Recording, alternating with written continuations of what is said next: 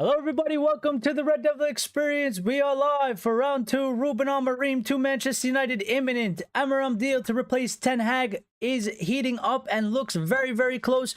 We got a big breaking news from David Ornstein as well as multiple other sources. Samuel Luckhurst coming out with his own piece. Since we were last live, this has some legs to it. It is moving very, very fast, very, very quick, something we're not really used to at Manchester United. Ineos seem to not be wasting their time at all. We're gonna get into all of it. We're gonna get into the latest breaking news. Everything is coming out as we are live, so we will keep you up to date with the most up-to-date information and important information. Before we do, please smash the like button. I see many of you already did, so thank you. It helps the channel grow. We greatly appreciate it. And if you're not a subscriber, go ahead and subscribe and turn on the notifications by hitting the bell icon so you never miss a live stream. Well, from the last time we were live, we got a couple updates, and I see that we're getting more, but let's go with these. And I see a couple of guys in the chat. Lions is in here, Lyle's in here. Lyle's saying round two. Yep, it's crazy day, crazy life in a Manchester United fan. You never get a moment's rest. Just when you think you can. Just when you think you can. But apparently from Plettigol coming. Plettigol giving us updates. Plettigol is obviously German-based, but he is considered very credible. Ruben Amorim is open to joining Manchester United with immediate effect, which was one of the question marks we had over what is going to happen, because Rude could be the interim from now until the end of the season, with Amorim coming in at the end of the season. I said maybe Sporting were a little bit reluctant to let their manager leave in, basically the beginning of the middle of the season. It could cause disruption to them. They may not want it to happen. I don't know if they have much control over that. But they would obviously need to have some sort of a replacement as well. But apparently, according to Plettigol, Ruben Amorim is open to joining Manchester United with immediate effect, which means he could become our manager much sooner rather than later than many of us might have anticipated or thought.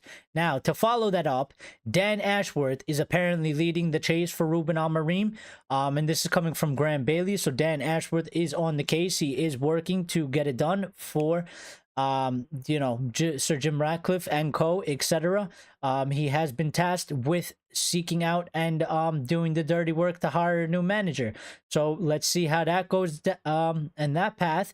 Now, to follow that up, a little bit of, Sporting records this season. If you're not familiar with Ruben Amorim, if you're not, familiar with how he's doing in the Portuguese league and stuff like that, he's played 9 games. He's won 9 games. They've scored 30 goals, and they've conceded 2 goals. And I believe this is in the Portuguese league. Obviously, the Portuguese league is not the Premier League.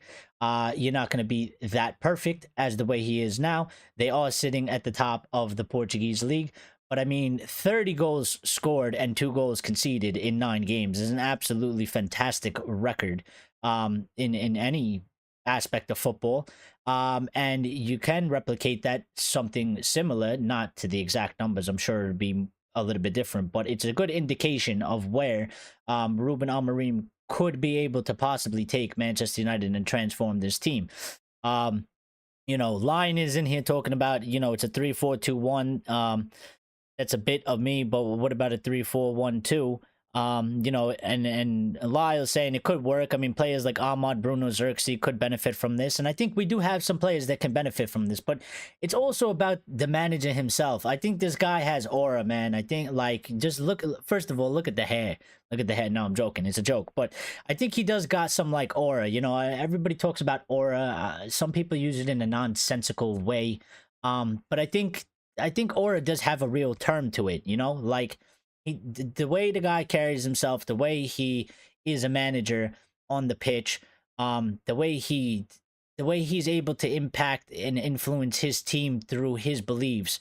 I think, it's evident what he's done at Sporting and what he's been able to accomplish there. And again, we need players like that. We need a manager like that. I think we have some good players. I don't think everybody is useless, but we need somebody that really can get his idea, his thoughts, and connect to the players as best as possible. Get them to really buy into it, and it has to match their abilities as well. So, Sadiq saying afternoon. Now I hope we can give Amorim a bit more time with the squad of deplorables. But listen, he's gonna have to earn it. You know, we got to see certain things in this thing. I think there was too many things that worked against Eric Ten Hag. There was too many basics, too many minimal standards that we didn't see from his team that you should have established 3 seasons in. Again, I don't think we should be a sentimental club. And you know, this is a club that demands and expects results. And if we are to get to where we want to go, we have to be ruthless, we have to be demanding, we have to have high standards. We need to push and we need to demand results. Now, can everything go perfect? No. There's going to be good periods, there's going to be bad periods. But what happened to Ten Hag is he had some good, he had some bad, and the bad started overtaking and overshadowing the good. And before obviously the sacking today, it evidently became that, you know, the negatives heavily outweighed the positives of the manager. I think a manager will be given as much time as he gives himself. You know, you don't want to cut the rope short. You don't want to cut your own leash short. You have to help yourself. So the best job that he can do, you know, if you get results, if you get performances, obviously there's going to be problems. He's not going to come in and be perfect. You know, that's almost like impossible. He just has to show us that there is something solid and real behind him and his coaching style and what he is going to try and build at Manchester United with the team we have. Obviously, the other side of that would come on Ineos, where they're going to have to deal with the players, recruitment and stuff like that, players getting out of the club that obviously don't belong at Manchester United, don't fit the system, don't fit the project. That's going to go on them. And there's going to be some struggles in the meantime, sure. But I think this guy fits the bill. As I was saying earlier in our other show, and if you missed our other show, you could go ahead and check it out. But him, Julian Nagelsmann, the young guys, the upcoming guys, they've have some experience in Europe. They've done good with their teams. They have a modern style of football. I think they command from their teams. I think they're good getting messages across to their players, to the squad, and just being a good manager, being a good all-around manager. So yeah, we have a couple more updates as well. Let me get to the chat though, because you guys are in here. JM42 is in here. Good to see you. Nice to hear from you. I believe you are new, so we welcome you in. I'm glad you're getting involved in the chat. We always welcome new people, and we're ready to hear from you. I will get to your comments in a second. Lyle saying Rashi and Hoyland, you might be on to something. Lyons is getting excited now. He's completely forgot about his Frankfurter Thomas Frank in the bin. Yeah, you know, football moves quick like that sometimes. JM42 said Bruno left and then Amorim came in, and you are actually correct. JM42, Bruno left, and then Ruben Amorim came to Sporting 1 month after Bruno Fernandes ended up leaving. So they never actually worked together. Whatever problems Bruno had was under a previous manager. It was not with Ruben Amorim. I'm sure they probably know each other in some sort of way because they're both Portuguese, and obviously Bruno has been back to Sporting to watch them a couple times. You know, since he's come to United and since Amorim has taken over. So I'm sure they have some sort of, you know, relationship somewhere. How great it is, it's yet to be seen. But yeah, it could be a very good one for Bruno as well. And I think Bruno might excel in a formation like a 3-4-1-2 or 3-4-2-1, whatever it is. JM42 asking me if I'm a New York Mets fan. Maybe. I am actually a Yankees fan. I'm from New York. Yes, but obviously my #1 love is Manchester United, and it is football. I put that over everything and every other sport. It is the greatest sport. That's why we do these shows. That's why I do the show. You know, and I live and breathe Manchester United. So Sadiq saying agreed, but I'm concerned about the English media turning and creating a toxic environment at our club. Well, that's always going to be a threat, Sadiq. It's always going to be a thing. We've been dealing with it forever and ever and ever. The media always do it. The media are obviously going to try, you know, they try to hit us hard whoever is the manager, no matter what it is, and no matter what the topic is, we are a club. I mean, that's why we are loved, adored, hated, adored, hated, adored, but never ignored. You know, it is just the thing that comes with Manchester United, and this is why I said in previous shows, it takes, not everybody can come to Manchester United and be successful. Not everybody can come and take on the mantle at Manchester United. It is not a place for just anybody to just walk in the door and be all willy-nilly. You gotta be serious. You gotta mean business. You gotta be determined. You gotta have a strong character. You have to have a strong mentality. This is not a easy thing to do. It is not easy to come to the club as a player. It is not easy to come to the club as a manager. It is not easy to come to a club as an owner or somebody that as a CEO. We have a lot of eyes on us. We have a lot of things. We have a lot of pressure, and especially you couple with that, with how bad we have been over the past 11 years, it has only increased because I think as Manchester United fans, we've been very, very patient throughout the years.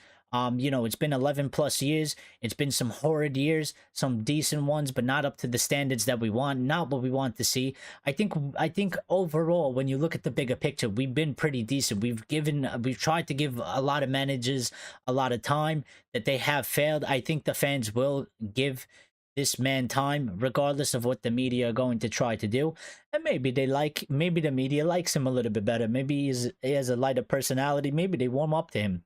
I'm sure they're going to try and attack him anyway, because they do it, but it is what it is. Thomas who, Sadiq says. Yeah, exactly. We've completely forgot about him already.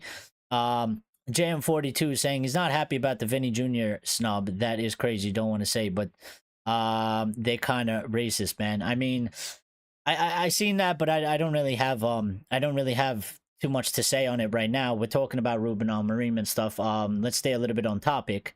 At Manchester United. But yeah, that's something maybe we could talk about at the end of the show. I'm surprised he didn't win. It was kind of out of the blue, but you know. How is his English? His English is actually very good. Somebody has posted, I think I've heard him speak in English before, but somebody has actually posted a video of him speaking in English. And I would probably say it's better than Ten Hag's English, which is, you know, it's not a world of difference, but it is an encouraging sign. He's not somebody like Simeone, who doesn't know a lick of English, or somebody like a Zidane that doesn't know like a lick of English, or reportedly doesn't know a lick of English. So yeah, and Richard Hawkins is back as well. Richard, we are here live with the updates. We got this other updates, so just so you can see what he's accomplished kind of at his time at Sporting Lisbon. His first season, he delivered Sporting's first league title in 19 years and won a domestic cup. So came in straight away. Obviously, he hit the ground running, was absolutely fantastic, and delivered a title in Sporting's for the first time in 19 years. And he also did a double because he won the domestic cup in his second season. He finished second in the league, and he claimed another domestic cup. So, you know, kept the same standards, although didn't win the league, still won a trophy, and obviously was there fighting for the league. You know, 22-23, disappointing fourth place finish. So they did drop off a little bit, but they stuck with him. And 23-24, he finished at the top of the league once again, winning the league once again.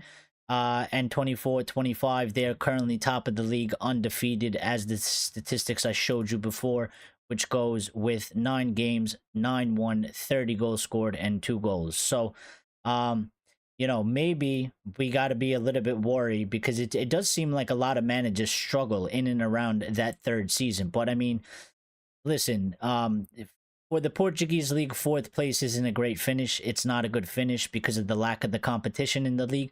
But if Manchester United are going somewhere, or he can bring Manchester United somewhere where we are constantly competitive in and around, and we can make some sort of a challenge for trophies and be somewhere in and around the top 4, you know, if we go second, third, you know, if he does the impossible, which I think right now is pretty impossible from where we are, and wins the league somehow, and then drops off and goes to fourth, I think, there's still, we would still be able to provide. He's given us concrete proof that um that he is good enough, and we could be patient with him, for sure, 100%. Now we have a couple more updates coming up, and I'm gonna have to go to check them online. They will not pull up on your screen because they are happening as we are live, and I cannot pull them up. So just stick with me for 2 seconds while I get you the latest breaking news, because I don't want to skip anything. I want to cover everything. And let me pull up the chat side by side so I could see you guys while I am doing this. Richard saying we're not going to win the league. Well, right now we're not, but we need to be able to build something that can at least challenge or give it the best shot. Dennis, I don't know how I'm going to pronounce your last name, buddy, but Dennis is saying Ruben Amorim. I think he's speaking a different language there. I don't know. Sadiq saying, I hope Amorim can get the best out of Bruno. I hope he could get the best out of all the players. It's not about Bruno Fernandes. We really need a manager that can get the best out of, the majority of the squad. I don't think, it's always possible to get the best out of every single player you got. It's a little bit almost impossible, but certainly you need a manager that can get the best out of, at least I would say, 75% to 80%, or maybe even a little bit higher. JM thinks he may not come. Well, from what the news is going on right now, it seems increasingly likely that this has actually been ongoing, kind of behind the scenes, because of the speed of the news that is happening. It seems like, this deal is moving very, very quickly. This news that is coming out is coming very, very quickly. And David Ornstein was the one to break it. And David Ornstein is considered probably the most credible journalist, especially when it comes to Manchester United, out there. He is one that when he speaks, it is more likely a fact than it is not. And he is the one that broke this story. So let me get you the latest updates. So originally Amorim intended to move next summer when his release clause would be in the mid 8-figure range, and it would apply, but things may be sped up here. I'm excited by this guy because I like him. And I told you already in the past, I have 3 friends. One's a Porto fan, one's a Benfica fan, and one's a Sporting fan. Obviously, the Sporting fan is not happy. He's going to lose his very good manager.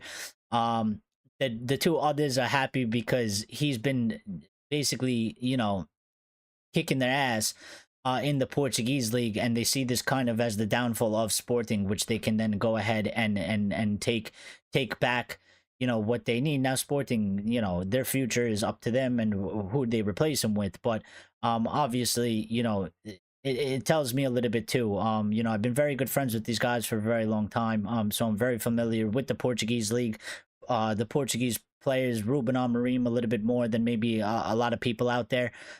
So for sure.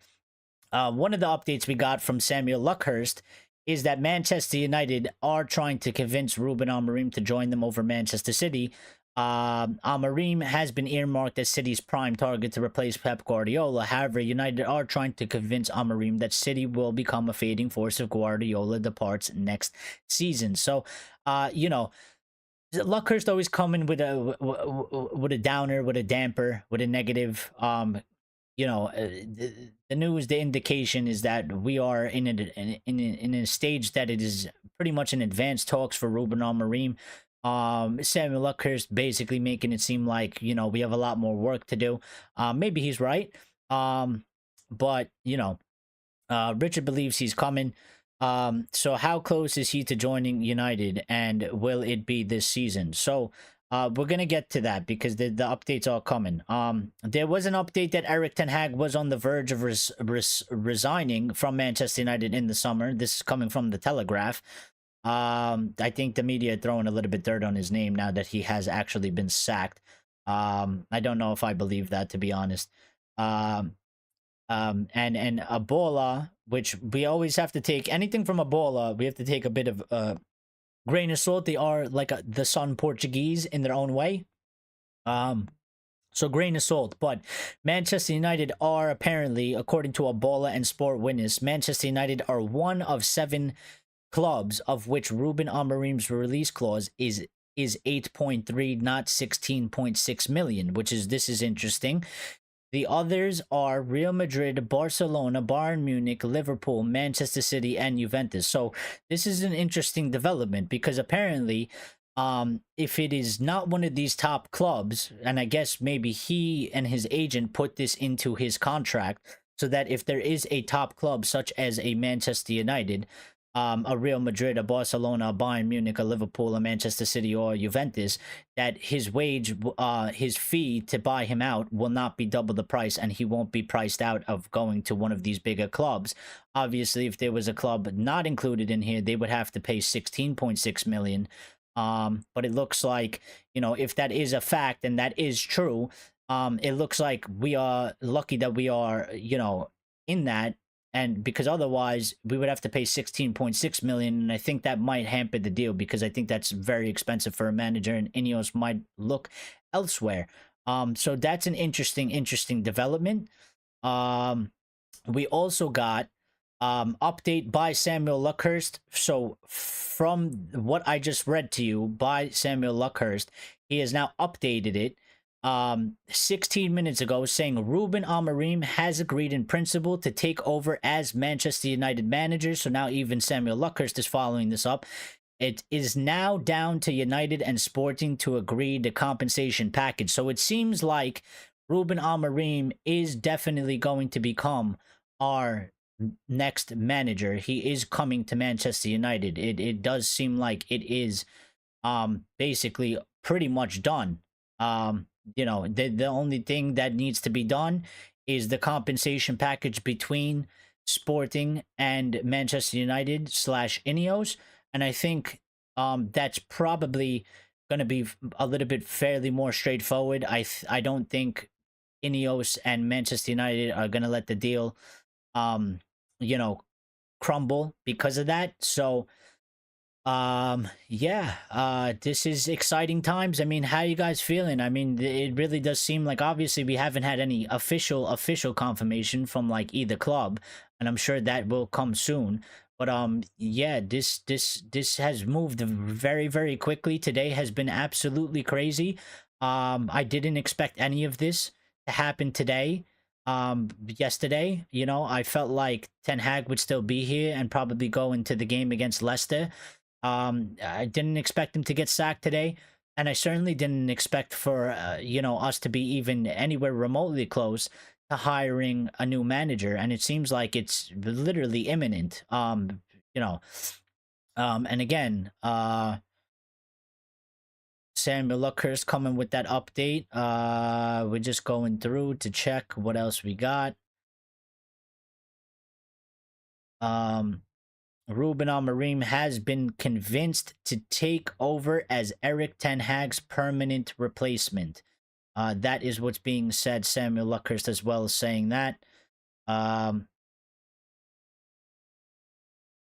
This is also coming from Samuel Luckhurst saying Amorim has been earmarked as City's prime targets to replace Pep Guardiola should he decide to leave the club when this contract expires in the summer. However, Manchester United tried to convince Amorim that City will become a fading force. We already went over that, but it looks like, I mean, that person's a little bit late. You know, some of the aggregators are a little bit behind the deal here. So this coming from Luckhurst saying Ruben Amorim would cost 10 million euros, which I think is about 8 million pounds in compensation, a fee which is deemed an acceptable fee by the Manchester United power brokers amid concerns they would be restricted to free agents. And I guess, you know, we did talk about earlier that claim that said that Sir Jim Ratcliffe said that, you know, if they have to pay for a manager, they will do it. And it seems like that's has checked out. The story is also being confirmed by The Athletic, yes. And that was the original breaking of Ruben Amorim. It was, or have they put something else out, Richard? Because originally David Ornstein, The Athletic, they were the ones that put this out. They were the ones that broke the news about Ruben Amorim. They were first on this thing. So, you know, shout out to them, credit to them, for putting it out, for being accurate, and giving us actual real news, because it's hard to come by, you know, in today's time. And Diego Delo, putting out on Instagram, about Eric Ten Hag. Yeah, it's the David Ornstein story. Yeah, that's what I thought. So, you know, now the news is kind of getting drowned out by the Golden Boy or whatever it is. Yeah, what do you guys think about this story that's going around, that's coming from the Telegraph, saying that Eric Ten Hag was on the verge of resigning from Manchester United in the summer? What do you guys think about that?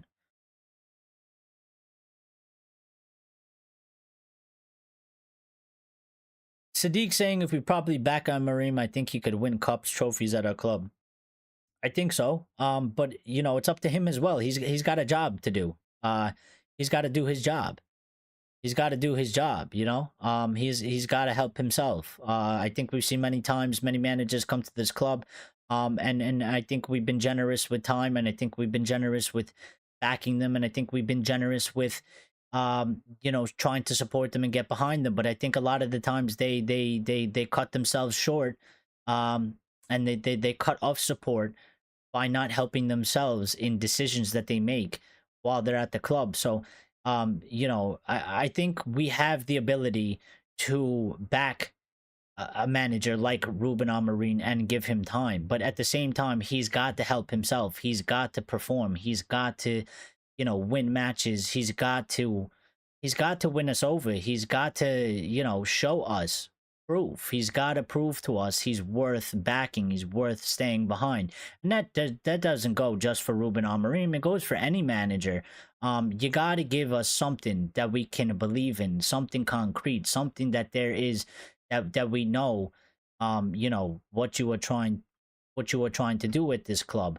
I think it was there for Ten Hag in the beginning, but I think it got lost, man. I think it did along the way, and I think it's because he got lost along the way.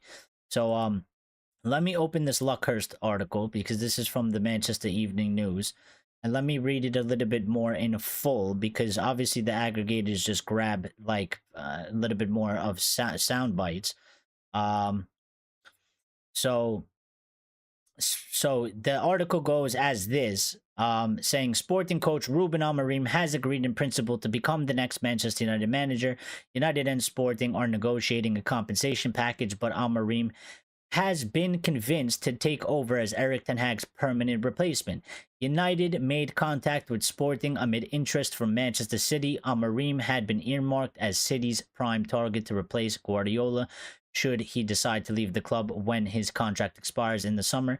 City's incoming sporting director, Hugo Viana, will see out his season at Sporting and is professionally and personally close with Amorim. However, United tried to convince Amorim City will become a fading force if Guardiola departs next year. City have won 6 Premier League titles, yada, yada, yada.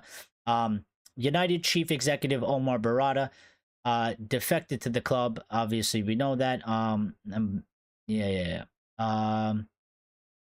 Amorim, 39, was interviewed by West Ham United earlier this year, but the club opted to appoint former Wolves and Sevilla coach Julian Lopetegui. Amorim has been in charge of Sporting since 2020 and helped the club's 19-year title drought come to an end in 2021.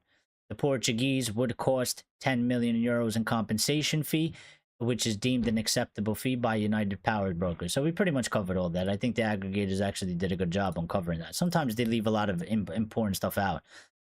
Fabrizio Romano now reporting it is highly likely to be the next Manchester United manager. Yes. Fabrizio is kind of covering the award ceremony that's going on right now, but Fabrizio Romano did put out about an hour ago that Manchester United have approached Sporting for Ruben Amorim, and he's the favorite candidate to replace Eric Ten Hag. He said talks ongoing, and he cited at the Athletic FC reports. Contract terms have also been discussed with Ruben Amorim's camp in the recent hours. So, I mean, there's like every single indication to point to that this is going to happen, and it's going to happen very, very, very, very quickly. So, I'm highly excited. I'm actually very happy with Ineos. I was, very, very upset with them the other day, yesterday, and I did call them out because they needed to act. They needed to act. They needed to move. Things needed to move. We were at a standstill. We were going backwards. And I think it's so far in this moment, Ineos have done a very, very good job in the fact that they've sacked the manager, and within the same day, they have made moves to bring in a new permanent manager, somebody young, somebody that I think fits the club project, somebody that is exciting, and somebody that is highly sought out throughout top European clubs. And I think it's just an added bonus that we have gotten one up on City again. I mean, we've stolen their guy and made him our CEO. We took one or two other people, and now we are taking what was supposed to be their number one candidate to replace Pep Guardiola if Pep Guardiola left. So, we are acting in a manner of being ruthless. We are moving quick with things, and this is definitely a change from what we are used to. Now, there's concerns, there's, this might, it could not work, but we hope that it does work. So yeah, Dennis is very, very excited, of course, that Ruben Amorim is going to Man United. Yeah, I guess you're not getting the job, Richard, unfortunately. So, yeah, there's always next time, though, I guess. You were very close. You were definitely considered. You were definitely in the top 3 of the list. But they've ultimately gone with Ruben Amorim. So yeah, I'm actually very excited. I didn't think this would happen this fast.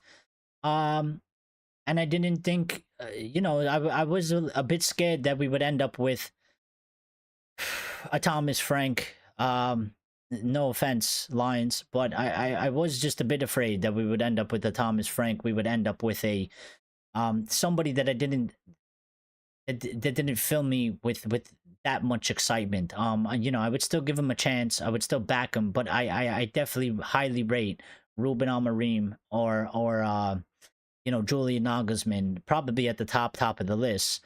And it's a little bit hard to do because I gotta sit down and kind of look up stuff and think about stuff. But I might be able to do it now. It's a little bit hard to do these things while you're live and keep the flow of the show going, but I kind of want to just get into Ruben Amorim a little bit more. I want to get into like his tactics. I want to get into like his basically the way he sets up, what players look like they would be able to kind of excel in his system, what players look like they might not be able to, and maybe their future at Manchester United is coming to an end. So let me just do a little bit of reading. And the thing is, like, in this article it says Manchester United supporters didn't really even get a chance to say goodbye to Ten Hag before they now have to say hello to Amorim. It was quick work from Ineos, and it was quick work from Ineos. I mean, literally, like, we sacked him like a few hours ago. And we basically already brung in a new manager. I mean, this would have never happened under the old regime. We would have been without a manager for the rest of the season. I actually floated that idea because that's how used to United not moving quick and being like a strong force and getting shit done and progressing the club into a new path and a new direction. I actually was like, there's no, part of me was like, there's no way that we're going to get him right now. You know, if anything, it would be a good deal that we get it done now. And then he comes at the end of the season. But obviously, Ineos were not having that. They want him at ASAP. And Ruud van Nistelrooy, you know, may be the interim for a match or two at most. Maybe he is, you know, the manager for the game against on Wednesday. And it might have to continue a little bit into the weekend against Chelsea. But the way these things are moving, he could be, you know, in charge by the Chelsea match or the following week. Certainly announced with the way it's moving. And you know, the fan base is just absolutely exploding. The positivity has come directly back in to Manchester United everywhere. Yeah, you could share a link. Go ahead. It's all good. But the positivity has come directly back into the fan base. I mean, yesterday we were all on the floor. We were all distraught. We were all angry, sad, disappointed, and this was going on for weeks and weeks and weeks. And it's like the weight of the world has been lifted off of our shoulder, because we know that we are moving into what is going to be a new era, a different era, you know, and a new direction in the club, regardless of if it actually ends up being as successful as you may want it to be. We are moving in that way, and the possibilities of to come out of it right now is sky's the limit. I mean, anything can happen. This guy could become our most successful manager post Ferguson. He could be one of our worst managers post Ferguson, but at least we have the opportunity and the chance to explore this path. So, you know, it is, and I think Ineos have done an important thing. They've moved on quickly from that. They didn't let it drag out like we've seen in the past. You know, they didn't let it sit around. They didn't let it sulk. They didn't stir up even more confusion and anger and stuff that the club has done in the past. You know, they didn't allow time for a narrative to be written about them. They went in, sacked the manager, and immediately went for Ruben Amorim and have made strides in getting the deal done as quickly as possible, and it is basically on the verge of being complete. I mean, I wouldn't be surprised at you know, at this point, if we get some type of a confirmation by the end of the day, if not tomorrow, that, you know, like an official confirmation. You know, and I just want to, you know, somebody put out one of the big aggregator accounts basically said, you know, how are you feeling, like, Reds, to the online fans, and you know, somebody said bizarre day with an exclamation mark. They said good. They said wonderful, overwhelmed in a good way, positive, as Eric hadn't showed he was capable of taking United to the next level. Great development from when it first broke. He was gone till now. Hope we seal the Amorim deal and get him in. Mixed feelings. No one knows what the future holds, and I think that is true as well. But you know, I think overall I'm very, very excited. I am very, very excited right now. I feel a lot more positive in the club. I feel a lot more positive because I think I think now we can all be on a more of a similar page, where the manager is new, he's young, he fits this project. He's going to bring something a little bit different to Manchester United, but I think it fits the modern football. And I'm excited to see how it unfolds, and I hope that this guy succeeds. I hope he has the best. I'm going to be here. I'm going to back it. I'm going to give it as much time as I can. And, you know, the time depends on what he does on the pitch and what he does with this team. Obviously, you know, things aren't going to be 100% perfect and everything is fixed now. There's going to be problems. There's going to be issues that need to be dealt with. There's going to be stumbling blocks. You know, that's life. It's ups and downs. But you have to hit more ups along the way, and you got to show that work and progress is being made along the journey. It can never be perfect, but you got to. My main thing for this guy is you got to show us something real and something concrete.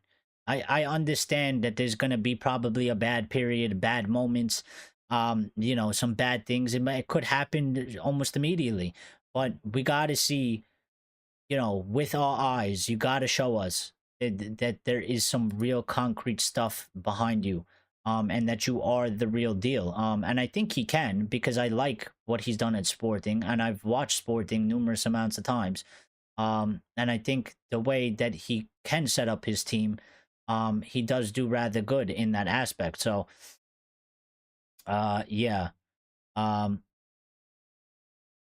Lyle saying, what are the chances Amorim signs, but only for the summer? Folks are talking he may be in charge come Ipswich. Well, according to the updates, I don't think I think he's gonna come in immediately. Based off of the updates and who we're getting the updates from, it seems like that he could be in charge for Ipswich, and I think it's leaning heavily in that direction for sure. It seems like it is going and heading in that direction. Um,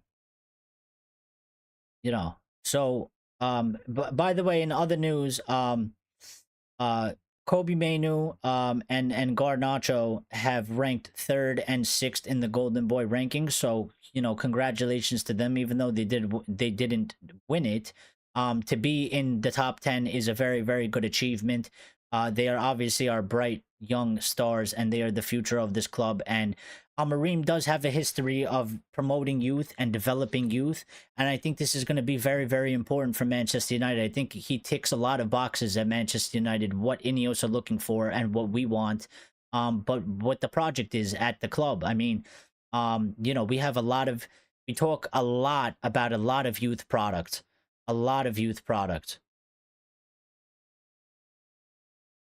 And Richard Hawkins is giving us an update from Ben Jacobs, which was about an hour ago, saying Ruben Amorim has verbally agreed to become Manchester United manager. Sources in Portugal say Amorim has already said yes to Manchester United. I believe Garnacho was, I don't know, I'm sorry, I can't tell you which one which, because the account that tweeted it didn't.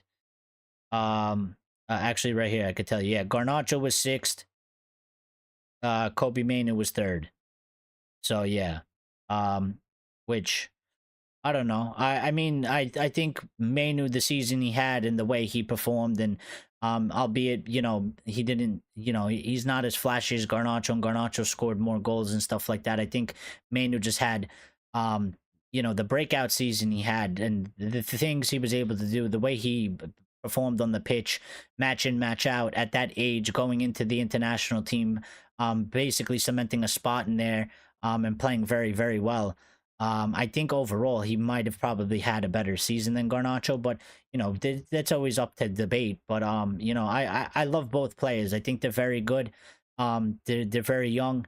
They have bright, bright futures ahead of them. We have to take care of them. We have to look after them. And I think with a manager like Ruben Amorim, I think they are going to be in good hands. He has a proven track record of youth at Sporting. And Sporting, obviously, they have one of the top academies in the world. They're constantly bringing through youth players and developing players and then selling them for large fees. I mean, so I think it's a very, very good thing for Manchester United.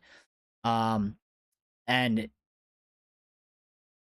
just worried about the backroom staff. Well, the backroom staff, we got to see what happens with them. I would assume that the right thing to do is to bring his guys, right? Or somebody that he can work with. I don't think, he should necessarily be forced to work with Ruud van Nistelrooy and Rene HAG.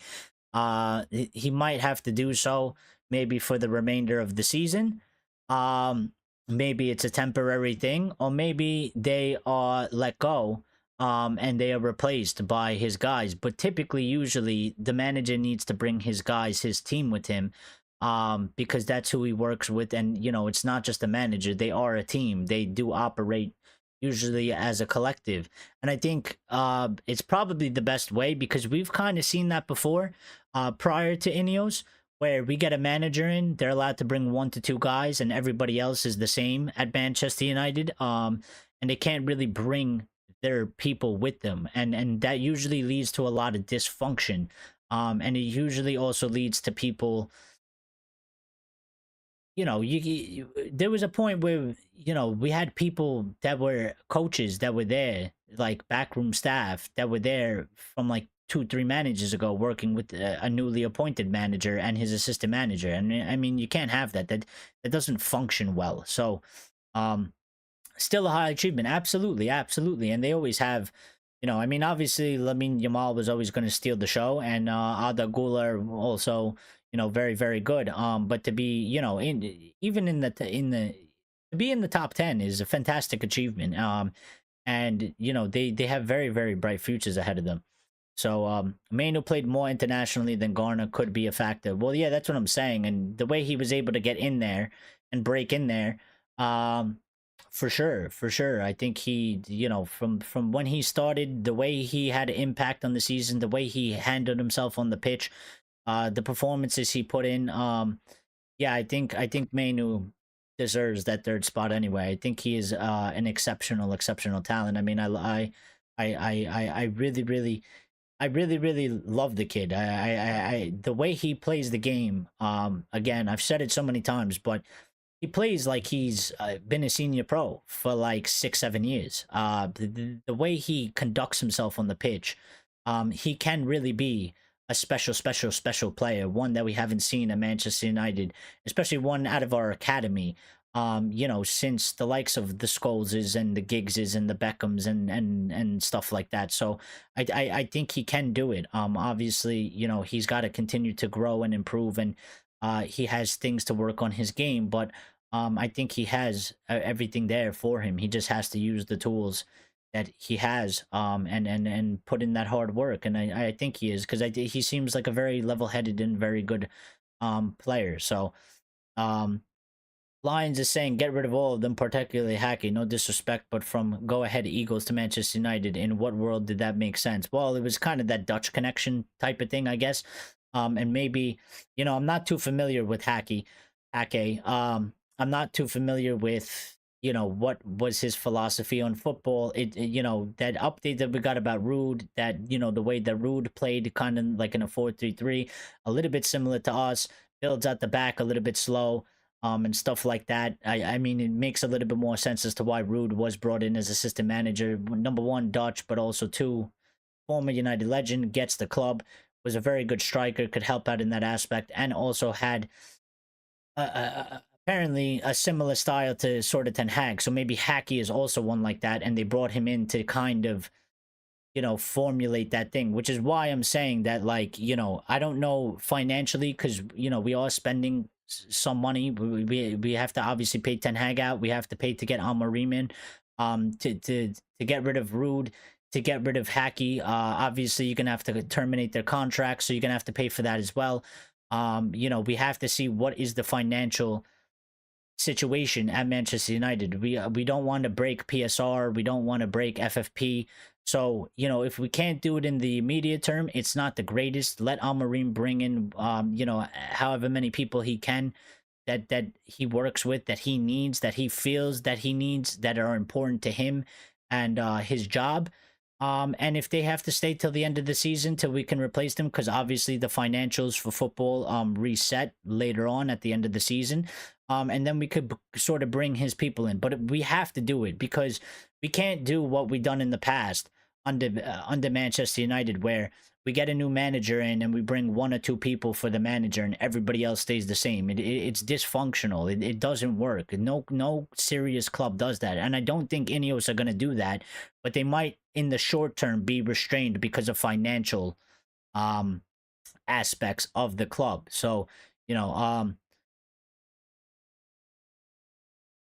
yeah, I'm just checking to see what other news we have, if any. Ruben Amorim's Sporting side face Nacional tomorrow evening, so he will be in charge. He will be managing.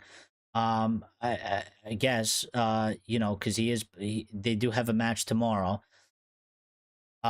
So yeah, there is that.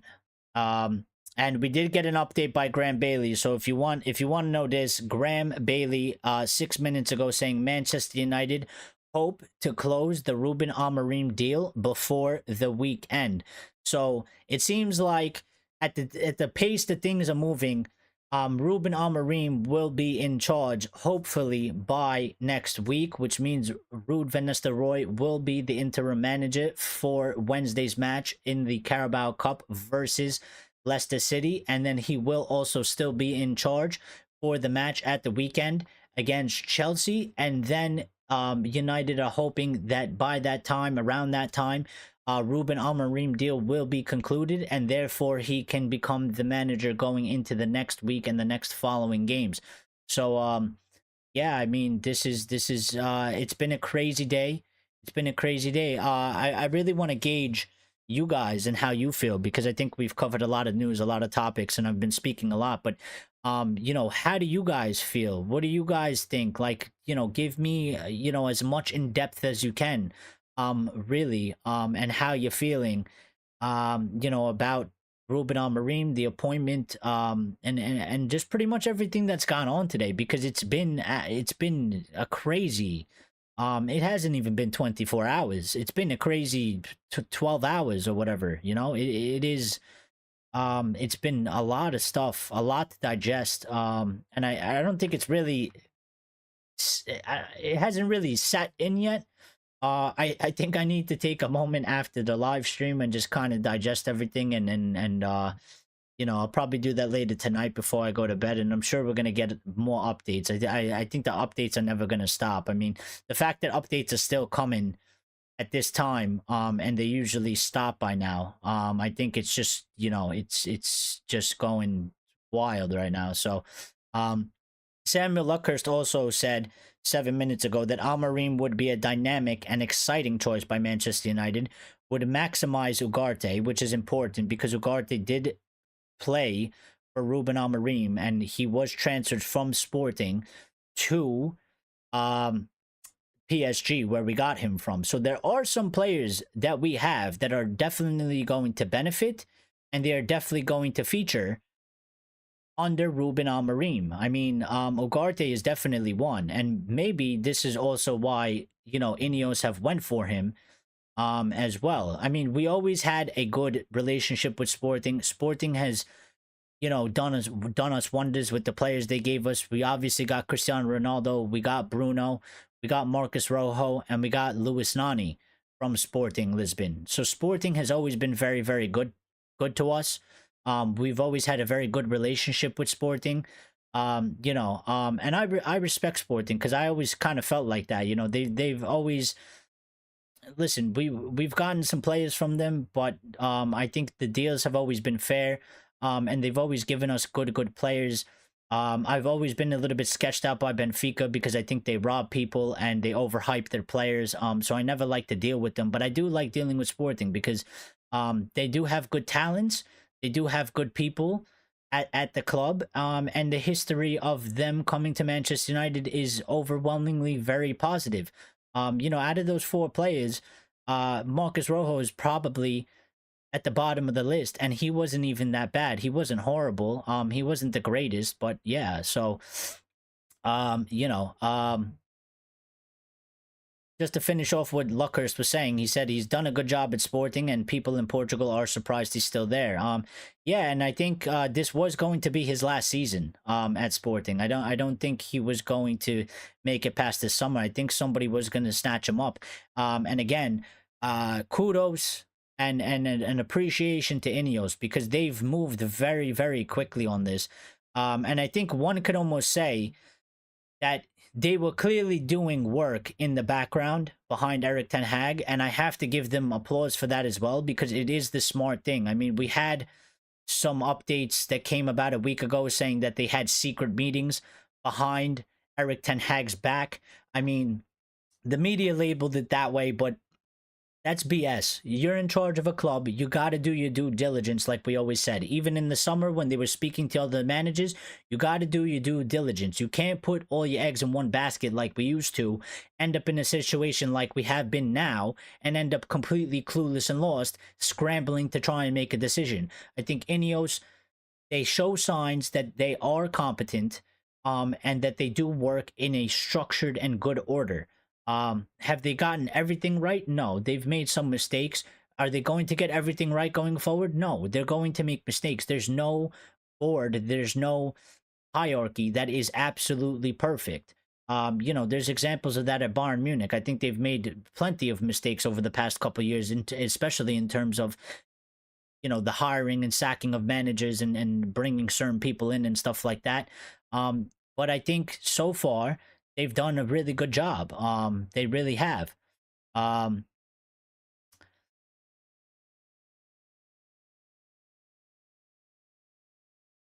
Ray is in here again with us, saying it's good they're doing fast so nobody will have an opinion. And that's what I said before you came in here, Ray. Like they set the narrative. They set the narrative. They made the story. And I've mentioned this before and how important that is, because what we're used to at Manchester United is mass confusion, mass rumors, mass speculation. You let the media write the story, you let the fans run wild with theories and accusations because we don't know what's truth and what's not true. And the outrage builds in the fan base, and you know, anxiousness builds in the fan base, and it just spirals out of control. And it's important that they did this because they have set the story straight. He was sacked, and this is going to be our new manager, and it was done in the same day with a part of you know, a few hours apart. So Lyle saying the amount of money the media made today thanks to United is insane. I mean, yeah, I mean, I'm sure a lot of people have made money. You know, there's a lot of people, big YouTube channels, stuff like that, covering Manchester United.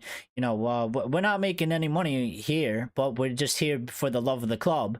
You know, I've gone live twice today, which is a record because I don't think I've ever gone live twice in one day. So, but I felt like I had to, and I felt like it is important to cover this and to have discussions with you guys, and anybody else that wants to get involved, you know, because it is a big deal. It is a big deal, and it is certainly a big change. And you know, it is in my opinion, it's a very exciting time.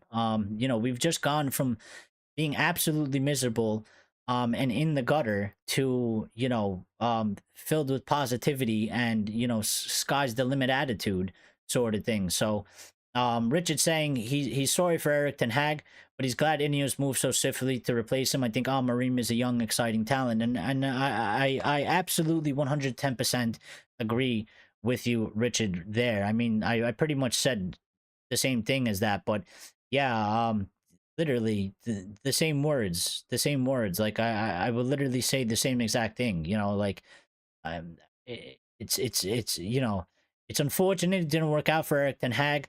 I hate that we had to sack another manager, that another so-called project or, you know, era failed at Manchester United again. But it was the right decision. It had to be done. You know, they did it in surprise to me because I thought that he was going to be here for a little bit longer. I know some of you were thinking that he might make it till the end of the season, or, you know, at least till the end of the year. I didn't think he would be sacked today. I thought maybe he would at least get the Leicester match. But they've moved swiftly, like Richard said. And you know, and again, Amorim is a young and exciting talent, and he is highly, highly appreciated by many, many people around, you know, Europe, clubs, and stuff like that. Carragher has just said to Keane, Gerrard is the greatest player ever for Liverpool because he stayed his whole life. Roy said, if you want loyalty, buy a dog. Well, I love Roy Keane. Because his responses and his comments are just box office. I mean, what a response, and he's not either. You know, if you want loyalty, go buy a dog. You know, this is football, man. And what does that got to do with anything? And Carragher can be a jackass sometimes. Most of the time, sometimes he says some things that are truthful and accurate, but a lot of times he just says shit to whatever. Ray saying that he hopes that the fan base stayed together behind the club. Well, it's important to get results on the pitch. I think it makes it easier. And I think we kind of seen, listen, there's always going to be disagreements. There's always going to be arguments in the fan base. There's always going to be different opinions. It might lead to a little bit of divisiveness.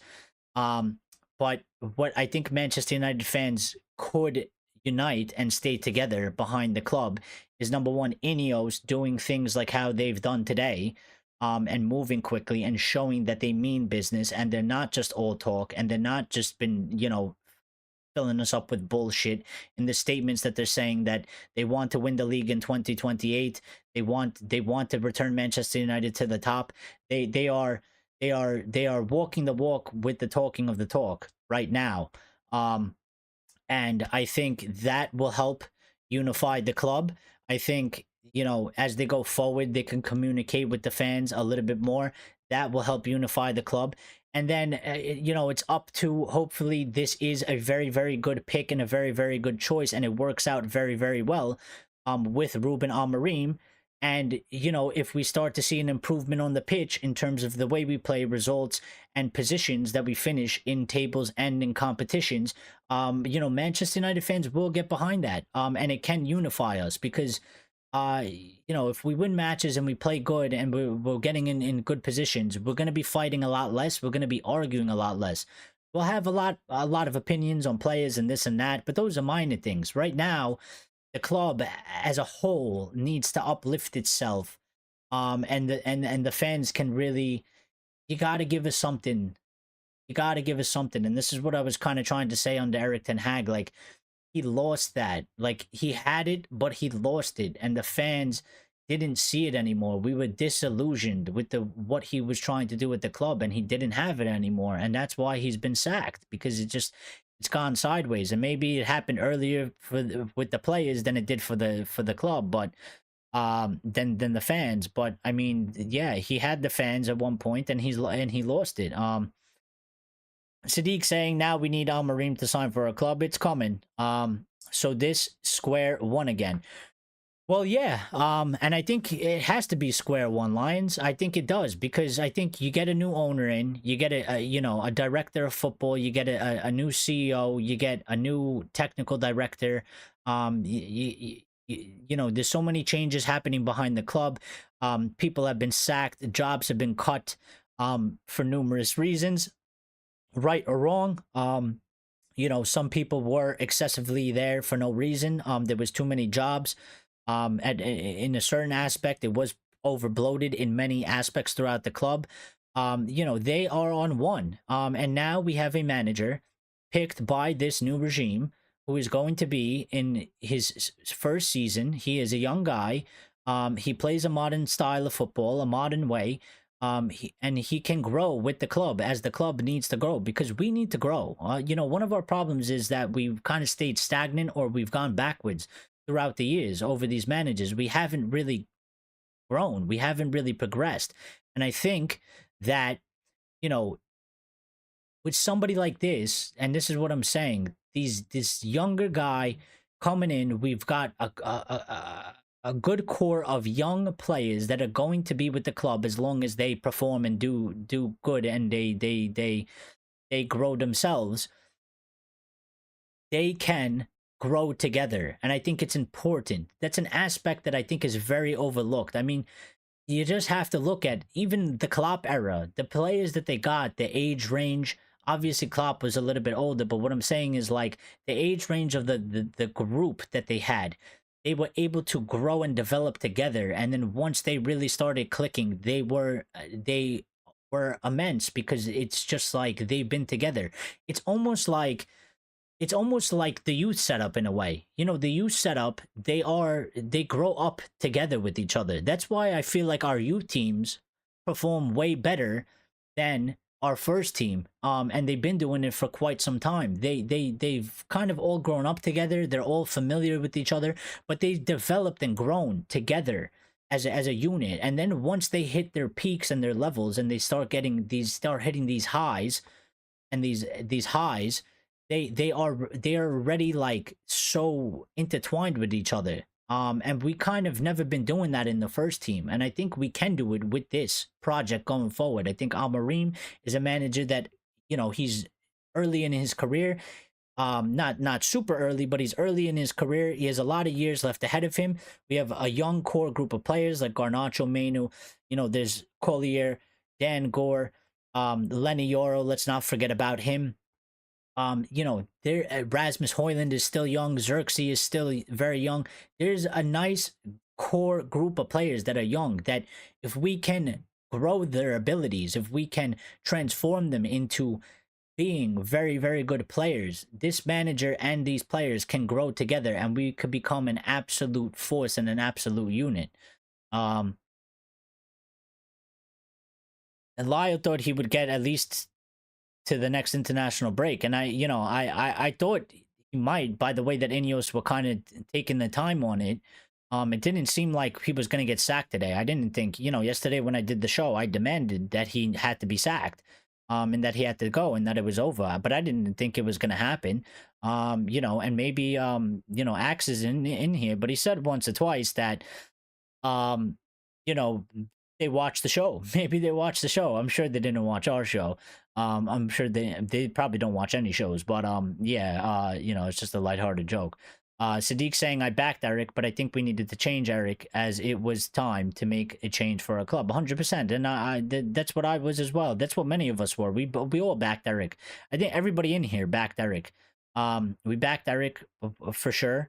But again, I think we reached the point where a change, it was time. It was time, and we needed to act. This season is still salvageable. We can still get something out of this season. We can still make it a good season. It is still early enough. And I'm glad that Ineos decided to pivot and make the change because they had to do it. It is not an easy decision to make.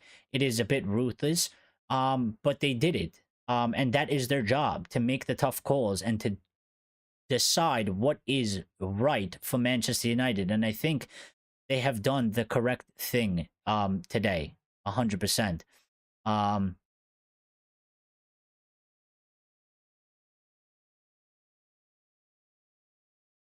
Growing and developing together is important. That is what happened in the class of 92. Well, 100%. Ineos in here watching. I mean, if they are, I would ask them, please share the link or something online. Get us a little bit more views because I think we're undervalued, honestly.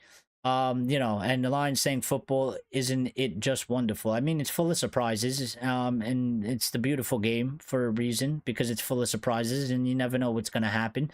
I'm just checking to see if we're getting any more updates, but I feel like it might be a little bit quiet going forward. And somebody's put out basically saying that, they can't fault Ineos if they end up with Amorim this quick. Gave Ten Hag a fair chance, so we'll never wonder what if.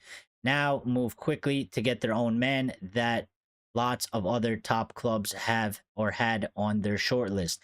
Yeah, I mean, they did give him a fair chance. They gave him the benefit of the doubt. They kept him on. They could have replaced him. I think really easily they could have replaced him in the summer. They decided to give him another chance. I think they took into account what many of us said in terms of that, the season was marred by a horrible, horrible injury crisis that disrupted the team in many ways. There was obviously concerns about Erik ten Hag and his management and coaching and style and stuff like that.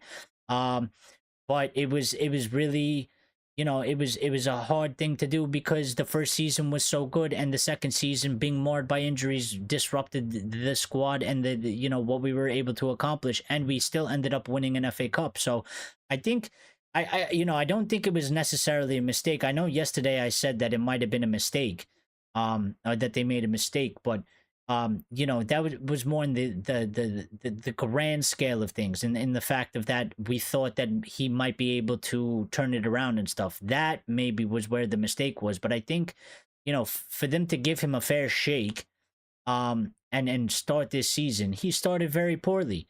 He started very poorly. He did not help himself. If he did good, if we had the opposite record of what we have now, he would still be here. And it wouldn't be talked about that, he was going to lose his job or that he was going to get sacked, but he wasn't able to get it done. And again, this job, especially at Manchester United, but being a manager in a high elite sport, it's about results. If you don't get the results, no one else can help you. There's no one that's going to come and save you. There's no one that's going to, be a charity for you. We can't just you can't just hold your hand through the entire way. You have a job to do. This is, one of the most important jobs in high demand jobs in the world. You got to be able to give yourself a shot, and he wasn't able to do it. Now, people online are going crazy. I think they're calling it Amorim, Amorim mania. Basically, is what it's being coined as. Which I like. It's got a certain ring to it. It's got a certain aura to it. If you haven't smashed the like button, smash the like button for me, because it helps the channel grow. So do it for us and help us grow, please and thank you. I greatly appreciate that.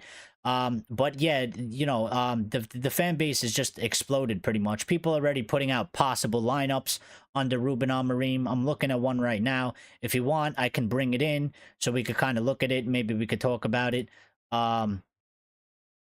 And I will pop it up on the screen for you guys, so that we can kind of look at it together.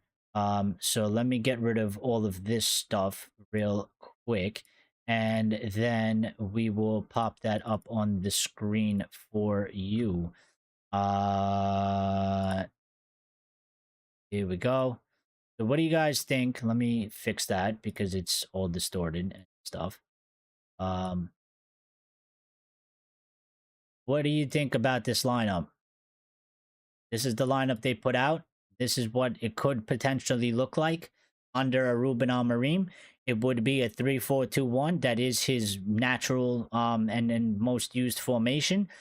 The possibilities are endless in terms of who's being picked on the pitch, but there is Yoro Delit and Martinez. Obviously we have Maguire, Johnny Evans, and Victor Lindelof as backups, so we could go with the 3-back, a dynamic 3-back, I guess. Delo and Shaw pushed up, with Ugarte, Menu in the midfield, and then having a Bruno Fernandes, a Rashford. I don't know about Rashford in that position, and it's going to be very interesting. Maybe Rashford does become a striker, because if you do play in this formation, it's kind of pretty much without wingers, because the wingers are wing backs, and you need to be able to defend as well as provide attacking. And I don't think, a Rashford or a Garnacho.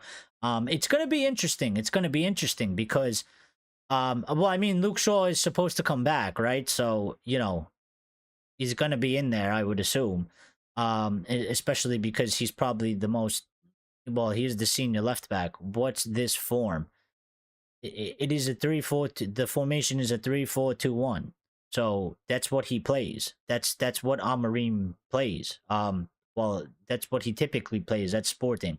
That is his number one formation. His number one tactic is a 3-4-2-1. It is a modern style of play.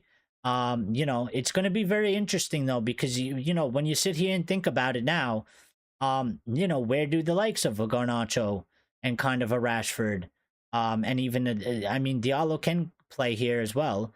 Where Rashford and Bruno are. I think it does fit our team, though. What we have I think it fits our team very, very well, barring a couple players that there are going to be some question marks over them, such as I mentioned, Marcus Rashford, Garnacho. I guess Diallo would have to come in there, unless they want to do defensive work. But I think, Delo and Shaw and players like that, and Mazzawari and shit like that, I think, it's gonna be interesting. But I think, just think about the players we have. I mean, obviously Mason Mount is injury prone and he's constantly in and out, but he's also another player that you could put next to Bruno Fernandes instead of Marcus Rashford. Christian Eriksen can play there as well. We also then obviously have Casemiro for one of Ugarte and Meno. You could even stick Eriksen there as well. There's a lot of possibilities and combinations that we might be able to do going forward. Richard saying he would swap Xerxes for Bruno and Mazzawari for Delo.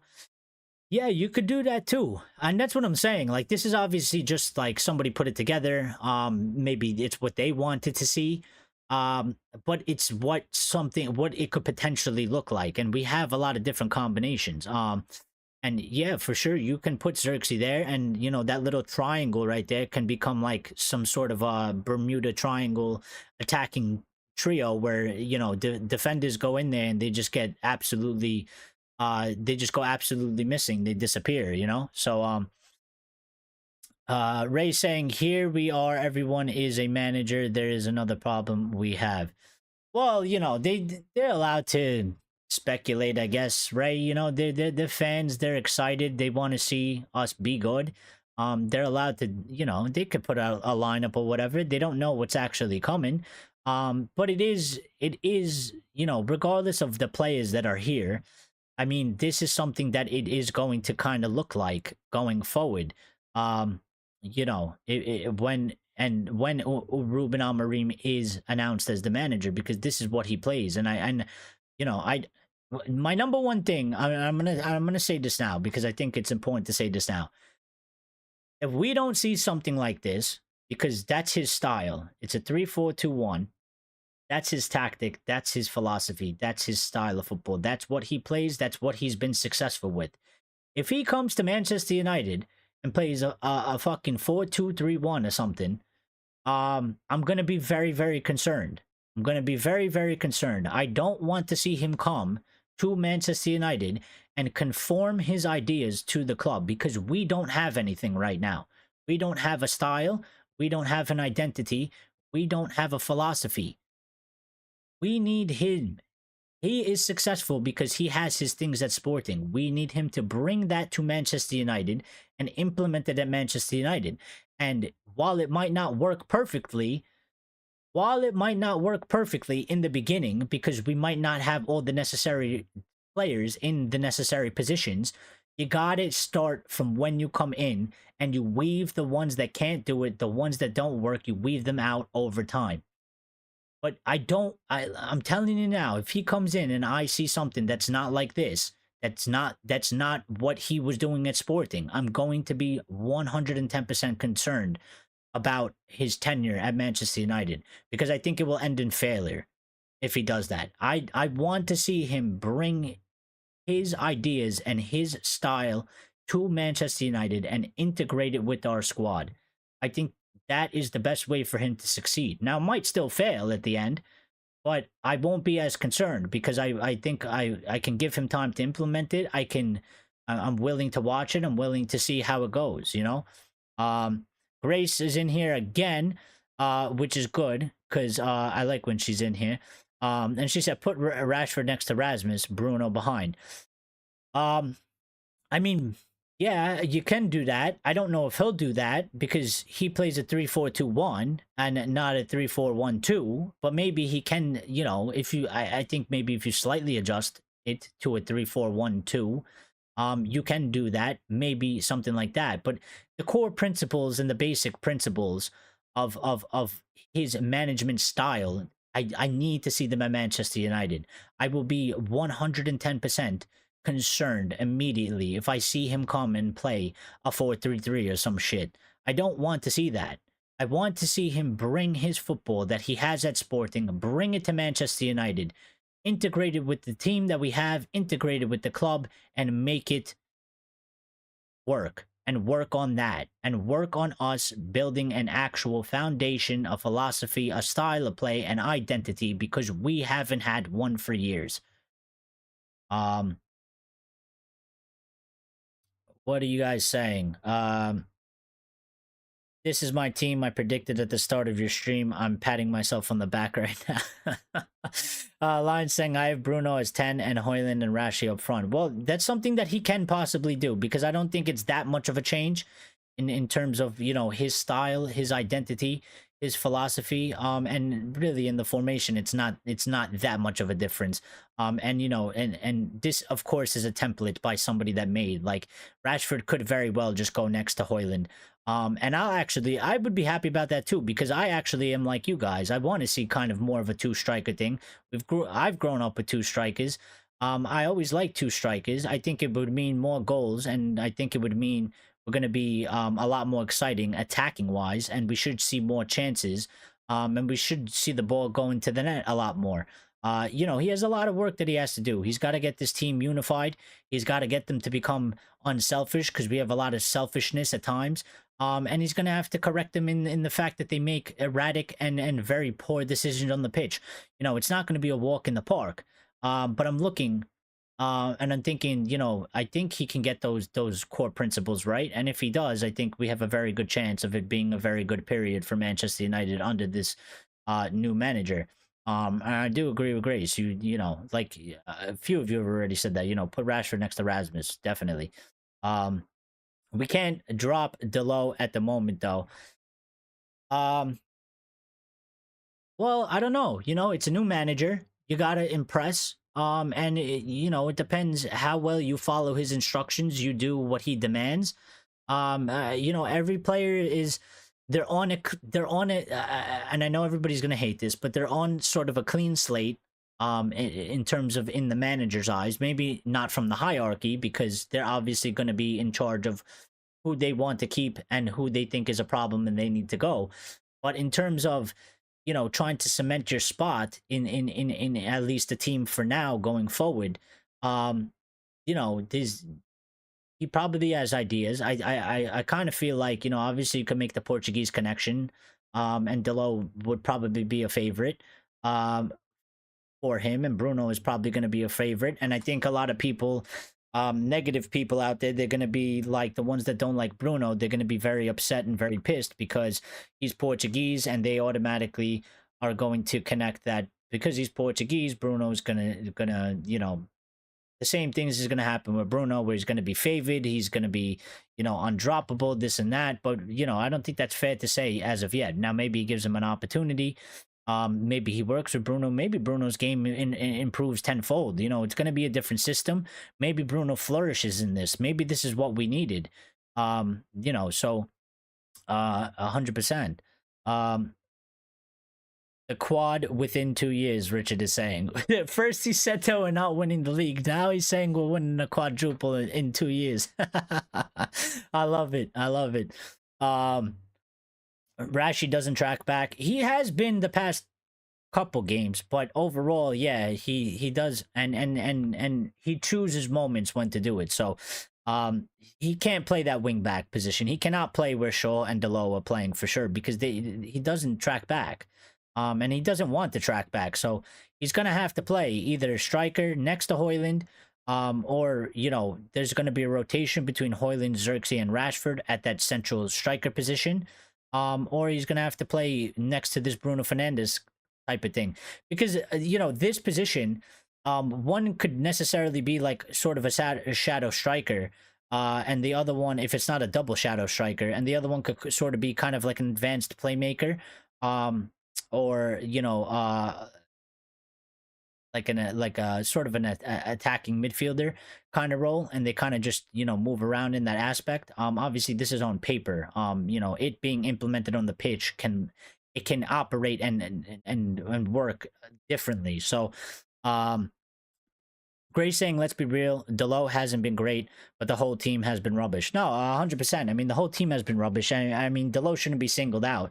Obviously he missed that open goal yesterday, and nobody knows how he did it, and it was absolutely embarrassing, and it was very bad, and he let us down. But he was good for large parts of this season. He's been a little bit poor in recent times, but the team has been absolutely garbage as a whole. So you can't just single out one player. Yes, there are players that are way underperforming. There are players that are letting us down, but it's happening throughout the squad. It's not just like it's one player or two players. The whole squad has been absolutely dysfunctional and underperforming. So and Richard agreeing, the whole team has been bad. Something random again. With the 442 kind of being dead, that magazine 442 is still around. I don't know if they're the same, but there is actually an Instagram account, Lions, that they are called 442. I don't know if that's them rebranded. I don't know if somebody stole that and just turned it into a digital type of thing from the magazine. It could be very well them because they have a very large following. But yeah, there is accounts, and it is called 442, and they do social media. They might have rebranded and moved to a digital platform. There's also one called 433 as well. So yeah, there's a few of them. It might be under one umbrella, but I'm not 100% sure, so I can't really say 100%. Gray saying Delo should have won full on TR. And Lion saying maybe you can give him a heart balloon. Grace saying, why 2 years? If he ain't won the quad by the end of next season, there's going to be trouble. Well, somebody has to relay that because Grace is going to be on Ruben Amorim's neck from the very, very start. He's going to be in big, big trouble. He's got to come in and perform. Like I said, he's got to come in and perform. He's got to get it done. He's got to do his job. He's got to get us on our side. He's got to show us something. I think he can. He has a perfect opportunity to do it. He has a perfect opportunity to do it. So let's see where it goes. Ray saying we will win a cup this year and hope we don't collapse next year. This what this players do. Well, they do, but our hope is that Ineos will finally sort that out and cut that out because I think with the backing that they showed this summer with Erik ten Hag and somebody that they thought about sacking, that they still backed him. They still did what they were supposed to do. They still gave that manager a very, very good chance. The difference between Erik ten Hag and the other managers like Jose Mourinho, like Ole Gunnar Solskjaer, is that when we were going into the third season, we didn't back them. When you compared it to the first season of them being backed, and even the second season, it dropped off significantly. And I think where Ineos were fair in giving him his chance, they backed him pretty generously, and they did a good job in the window as well with the players they got. And this was also something that we mentioned before as well. I mean, Ruben Amorim can use Lenny Yoro. He can use De Ligt. He can use Martinez. He can use Ugarte. He can use Rasmus Højlund. He can use Joshua Zirkzee, albeit Joshua Zirkzee needs to grow a little bit more and develop. But the players that he can use Mazawari. The players that we brung in this past summer transfer window, he can definitely use them. They can definitely fit into his system. And we don't necessarily have to remove them. And I think they're good enough to be in that system. We need the manager to get the best out of the players. We've clearly been underperforming. And clearly these players have been playing below their level. But to Ray's point, going into the summer, these problem players, these players that aren't a fit for the club and for the future, they got to get them out. And then we got to get new ones in, and we got to keep moving forward. And I think if they do that, I don't think we should see a necessary collapse. It shouldn't be a collapse. Listen, even in his tenure at Sporting, he won the league immediately. He won the double immediately. He came in second and won the domestic cup again. So he had 3 trophies in 2 seasons. Then he finished 4th. So he went a little bit backwards, but I don't think it was a total and utter, form of a collapse like we've seen at United. And I think, that can happen. Like, we can make strides in improvement. There might be a season or two where it goes a little bit backwards. And if it goes a little bit backwards, that's fine. What it can't happen is it can't be a complete collapse like we've seen. We can't finish 3rd and then finish 8th. That is nowhere near, we can't finish in a Champions League spot and then finish outside of a Champions League spot. If we finish 2nd in the season and he finishes 4th, it's a little bit backwards, but we're still in the Champions League. All right, we had a stumbling block of a season, and then you go again the next season, and then hopefully you go back forward. Because I think that it does happen to almost every manager. I mean, we're seeing it with Ange Postecoglou right now. Spurs have gone slightly a little bit backwards. They're not performing as good as they were when he first came in. They're struggling a little bit. They're only about 2 points above us or something like that. They're not that far off of us. And apparently we've had, our worst season ever start in Premier League history. So, it does happen. It's not always forward progress, but there has to be something that we have bought into, that he has shown us, that is concrete, and there's something that we can build on. And I think he can do it. So, Delo did the right thing and missing. Yeah, I mean, some people could definitely make that argument, maybe he did it on purpose. Maybe he did it on purpose. Maybe he didn't want to score because he believed that it was the right thing for the club and he needed to force Ineos to make the sack, so he purposely kicked the ball over the net. I don't know if I really like that. It is funny and ironic though, and I like sort of the dark humor. But yeah, I don't think I actually want players purposely missing chances to get managers sacked. At the end of the day, um, Lyle saying October 14th they released the 30th anniversary issue, very active on socials, and their website is very active too. They're covering the Ballon d'Or currently. Grace saying like the stream, you fools. If you haven't, you better start running. That's right. If you haven't liked it, Grace will find you. She will come for you. Kind of like Liam Neeson in the first Taken movie. You can run. Good luck to you, but she will find you. And she will make you pay for not liking the stream. So you better like the stream. You better click that like button. Because she will find you. And you don't want to know what happens next. Sadiq saying, I would like us to play with two strikers. Me too. I sort of missed the two striker thing. Grace is asking me, Eric, who needs to go? Well, I think the likes of players like, for sure, you know, a Harry Maguire, a Lindelof. I think we can move them on. I think Christian Eriksen probably has to go. I think we could get some rejuvenation in the squad. We don't got to go too young, but we can get players in the 26s or so, or 27s, kind of replace them in that aspect. I think Anthony's got to go for sure. And then, you know, the question marks over Marcus Rashford and Bruno Fernandes, I think, are ones that we really need to look at. I think Luke Shaw has to go because of his injury record. We got to see what's up with Malacia in terms of, you know, how good is he going to be able to perform once he comes back? Is he going to be able to stay fit?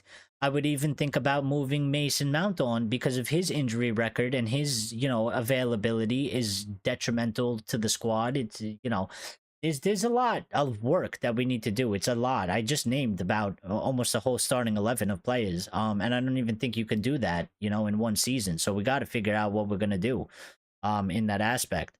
So yeah, there's a lot, but you know, maybe Bruno has to go, but I think this system might benefit him very well, and he might be the best Bruno we've seen since maybe he came to the club. But we gotta wait and see, obviously, for the system to come in, be implemented, and we gotta see him play in it. So, you know, if he continues to be sort of the Bruno that he's been over the past, you know, this season and of last season, then I think it is, you know, there's a very good grounds for argument that we should probably move him on and get somebody else in that fits the system a lot better. But you know, what if he becomes the best Bruno we've had since he signed in this system?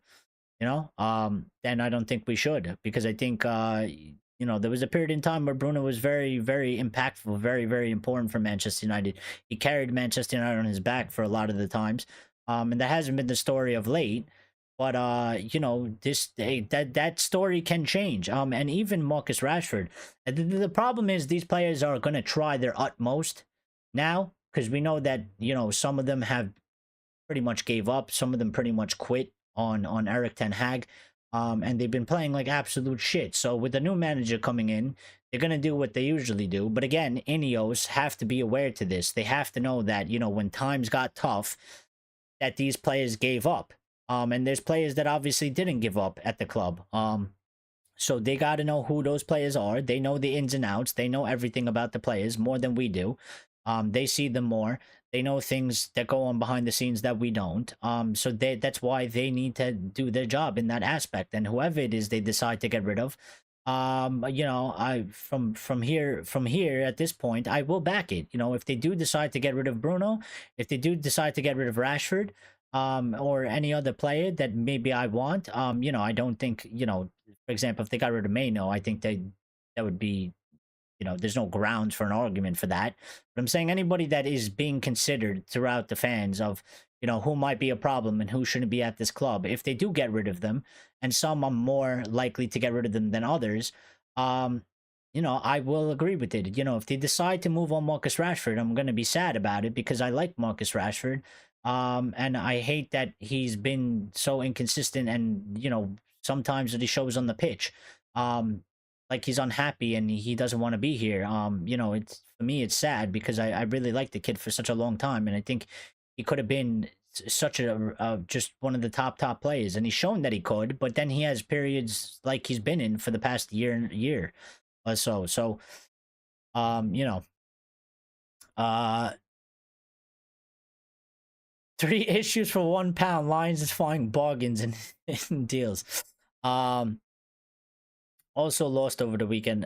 Spurs have been rubbish. No, they have, and that's what I'm saying. Like they have taken a step back from Postecoglou's initial period, but and it's yet to be seen. But I think they can still fight their way out of it. And you got to see. I mean, it's not always going to go forward. It cannot be. It doesn't happen. So Sean Mount, Maguire in a 3 is perfect. I mean, he could be, and maybe he stays. I just don't see too much of a future in him because how old is he? Like 30, 31?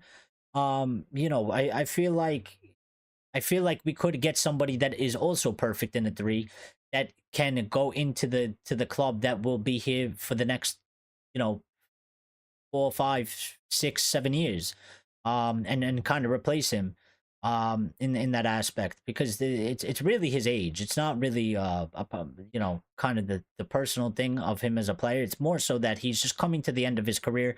He's going to start going down in ability as he ages more, and I don't think there's too much of a future left in him.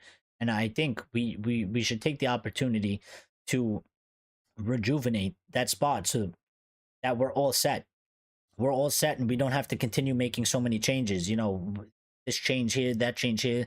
Like, we need to make as many changes as quick as possible and get the squad going. So racing, I can imagine Delo kicking the ball out wide, shouting "fuck off." Eric replies, eh.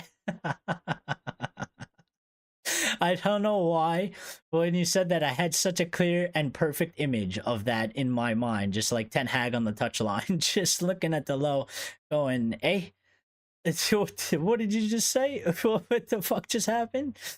Yeah. So, Bruno is on the way down. He could possibly be on the way down as well. I mean, he is 30, right? So that is a possibility too. So we might be able to look him on as move him on as well. I mean, I'm not completely against it, but let's see how it goes. And there's not really too much of a future with Bruno Fernandes either. I think, Bruno in his best form, he could obviously probably still give us another 2-3 seasons. I think he's still exceptionally fit, and the fact that he doesn't get injured is good for his availability. But obviously he has his negatives with, he gets a little bit crazy, does a lot of crazy things. He loses his head a lot of times. He's not as composed. I mean, if Bruno Fernandes was as composed as Kobe Mainoo, I think Bruno Fernandes would be absolutely untouchable.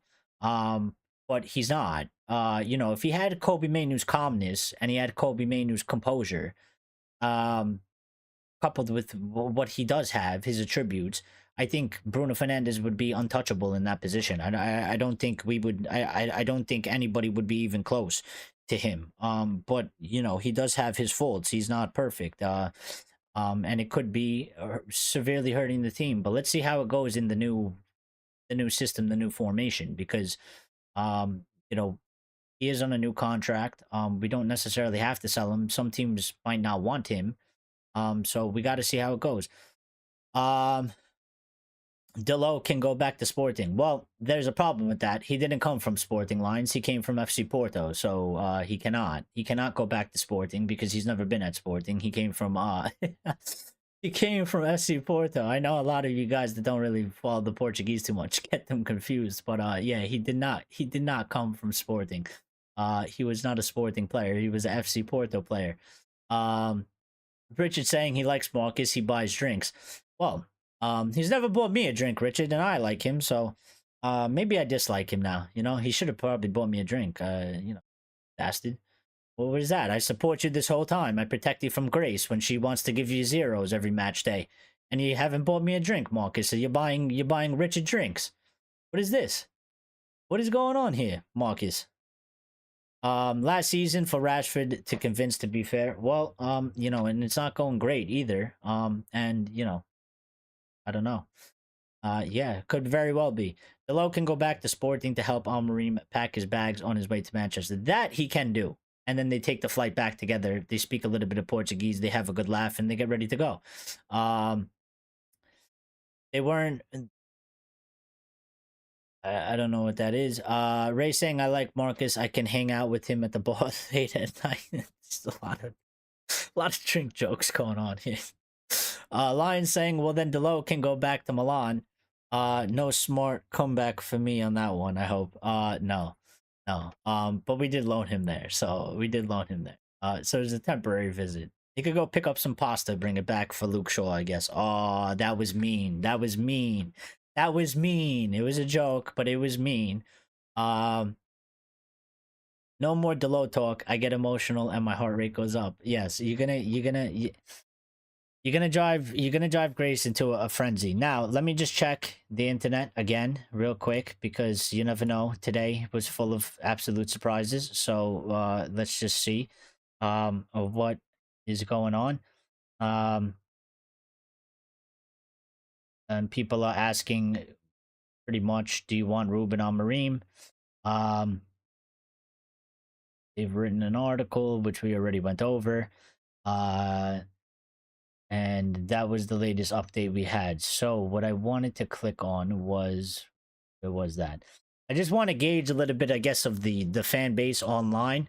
And let's see how they are feeling. So, you know, one of the big aggregator accounts, they got, 542,000 followers. They get huge interaction on all their posts. They've asked, would you be happy with the appointment of Ruben Amorim? Yes or no? Let's see what the fan base is saying. Top comments so far, 100% be happy with that. Somebody said Nagelsmann is clear. Doesn't really answer the question though. Somebody said yes, so much, and they are glad. Somebody said yes. Somebody said Xavi is a good manager, but not for Manchester United level, man. He's not him. I mean, that has nothing to do with Ruben Amorim. This is some of the shit that you get online. I mean, answer the question. Somebody said yes, please.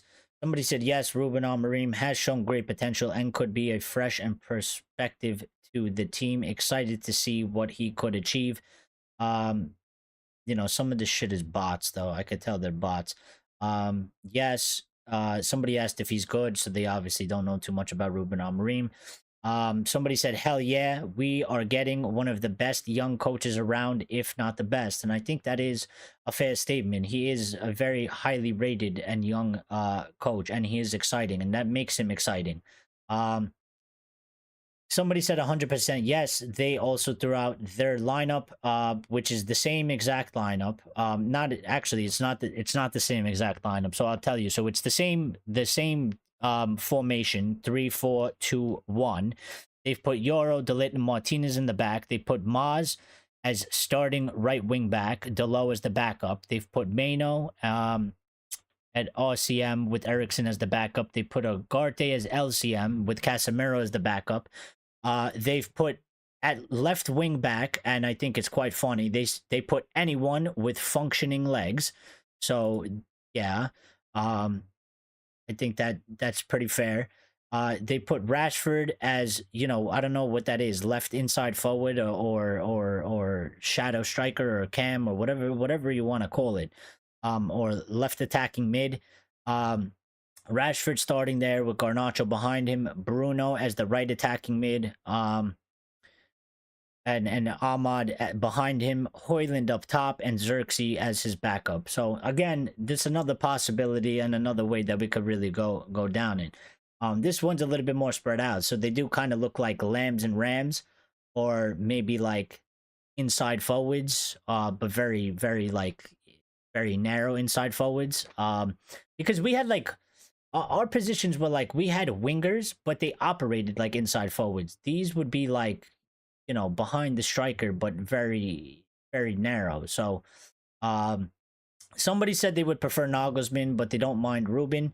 And somebody said to sign a manager of this quality mid-season would be a big statement. I agree with that. And somebody said, yes, absolutely.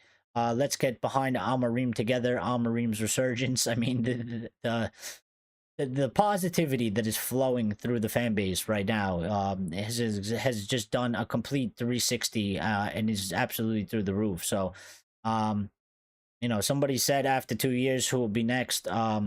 Glazers out and then discuss Man United football. I mean, we kind of lost that battle, didn't we? So of course we always want the Glazers out, but there was that moment in time. I don't think the fan base did necessarily enough as much as we could. I think we could have done a lot more to try and force their hand. But it's clear the Glazers didn't want to sell. They were never going to sell. So that sort of thing kind of died. Once Sir Jim did the deal. And the only thing that we have to hope for is that one day the Glazers sell a little bit more and Sir Jim buys a little bit more. And maybe they get out one day, but there's nothing really we can do at this point. So it seems like it's an overall, yes, a lot of excitement. Another account did the same thing, so I kind of just want to check that because, you might get different responses from different sort of followings. And if I can find it, because who the hell knows? Oh, here it is. This one actually doesn't have a lot, but they said he's a tactical genius. Get him in. Easy yes, because we were never getting Nagelsmann out of the Germany job. Let's be real. I mean, fair point. I think it was very difficult to do so. So, 100% yes. So yeah, I mean, overall, and Jamie Jackson has just come up with a update right now saying that it is unlikely Ruben Amorim is in place for the game against Chelsea, which goes along with pretty much what we've been talking about and what we mentioned earlier, is that it does seem like at this very moment, according to all the updates that we've gotten so far, and obviously things can change, but it was said that Manchester United are hoping to get Ruben Amorim done by the weekend. Therefore, Ruud van Nistelrooy will be in charge for at least the Leicester City match on Wednesday and for the match against Chelsea at the weekend. Following that match against Chelsea, Manchester United are hoping that the Ruben Amorim deal will be done and that he will be the new manager, and he will take charge for the next upcoming matches after the Chelsea match. That is what is the most up-to-date information right now. That is what is being reported this second going live. Talk Sport have put out a piece basically saying that Ruben Amorim will more than triple his salary by joining Manchester United. So huge pay increase. I don't know what his current salary is at Sporting Lisbon. I assume it's not very high. So while it does sound, like a huge increase, we obviously have to see the figure because we don't know what he actually makes. I can try and look it up. And see if we could get some sort of a figure and kind of make an estimate of what that is. But, it's the Portuguese League, it's Sporting. They don't have tons of money, so I assume he doesn't get paid a high wage anyway, so I don't think it's going to be something absolutely astronomical, even though tripling of the wage sounds very, very, not positive for people that worry about the money and stuff. So let's just see if I can figure that out. Obviously now this is going to be now we have to do math. So this was claimed according to a report from Portuguese outlet, this was in the summer of Bola. Amorim is on around 2.5 million euros or 2.15 million pounds a year gross basic salary. And this was when Liverpool was looking to bring him in as manager. And apparently they offered somewhere in the north of 4.3 million a year, which was about more than double, which is over 83,000 a week pre-tax. So pretty much tripling his wages, which is I think we gave him something similar because since it's more than double, we pretty much offered him something similar. It's 83,000 a week pounds, British pounds. That's not a lot, so it's not a big figure, which is good. That's more than Grace earns. That's more than I think we all earn. For sure. But listen, you're going to the big club, you're going to do a big job, they're going to give you the big bucks, and that's why you're expected to perform and deliver. So you know, you got to do what you got to do. um I missed a lot of the chat. I was saying Sours weren't rubbish the day I went to Old Trafford. But seriously, that's a tidy team. No, bro, that was mean. That chubby white chocolate muffin did nothing to you. Chubby white chocolate muffin. That actually, a white chocolate muffin sounds actually very delicious right now. I'm getting hungry. That bench would also be amazing. I'd like to get behind Amorim. I don't. Grace is going crazy. The problem's still there. Rashford and Bruno, the fan base, they forget how this two playing like crap. They played like crap in the Eric Ten Hag system. This looks more like a system that would fit their playing style, Ray, in my opinion. I mean, it could very well be, and this is what I'm saying. Like the problem with these players that it's going to be is we've seen them give up on managers. We've seen them kind of throw in the towels on the managers. So it's going to be hard to determine if it is actually a system thing, or had they just down tools and another manager got him sacked, and now that a new manager is in, they're actually going to try again, and then later on they'll down tools again later on. But I think there will be obvious differences in the way they perform on the pitch anyway, in terms of what they are providing on the pitch from when they weren't per se downing tools against or on Eric Ten Hag. So yeah. But listen, it's been such an excellent stream today. The two streams actually. I thank you guys for your support. You guys have been absolutely fantastic. It's been a whirlwind day today.